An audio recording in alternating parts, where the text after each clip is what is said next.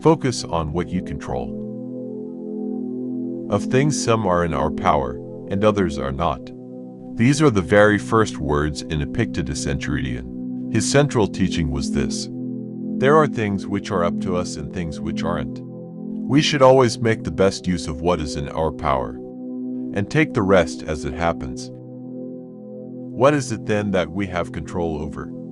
Only two things: our voluntary judgments and actions. We can decide what events mean to us and how we want to react to them. And we can choose to align our actions with our ideal self. Be aware of your every step. The whole idea of expressing your highest self in every moment is based on the ability to be present in the moment, fully aware of what's going on. How else do you want to actively choose your best action? Today, we call this mindfulness. The Stoics use the term attention. In the words of Marcus Aurelius, we should pay vigorous attention to the performance of the task in hand with precise analysis, with unaffected dignity, with human sympathy, with dispassionate justice. Always test your impressions. If something happens, we get an impression about it. Often take this impression as the truth, and then react accordingly to that impression. Many times, this reaction happens automatically without us thinking about it. Mindlessly going with our default impressions, however, holds the risk of getting jerked around by outside events. We become dependent on what happens to us. Fortunately, there's a small gap between what happens and your reaction to it. Your power lies in that gap. The gap means that you have the chance to withhold your approval of the first impression, test it, and then choose your voluntary reaction. A true Stoic must avoid rashness in his actions. As Epictetus says, be not swept off your feet by the vividness of the impression, but say, wait for me a little, impression. Allow me to see who you are, and what you are an impression of. Allow me to put you to the test.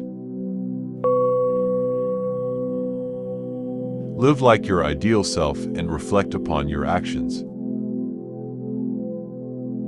Imagine the best version of yourself. Look inside.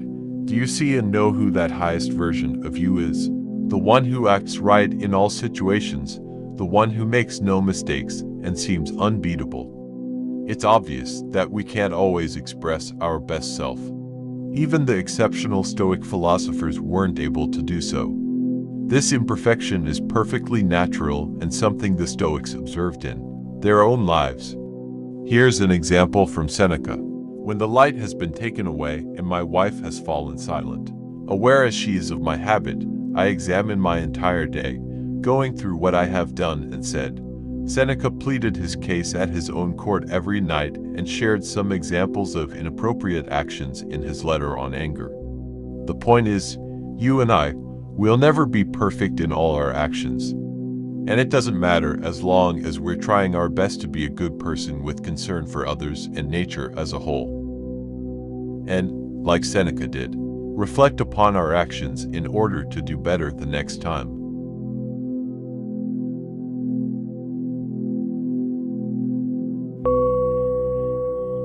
Practice the art of living as a warrior of the mind. The Stoics were particularly concerned with applying philosophy to everyday life. They saw themselves as veritable warriors of the mind and thought the primary reason to study philosophy is to put it into practice. You want to be a warrior of the mind, and what matters most is not your ability to recite Stoic principles, but to actually live them out in the real world. Epictetus asks, if you didn't learn these things in order to demonstrate them in practice, what did you learn them for?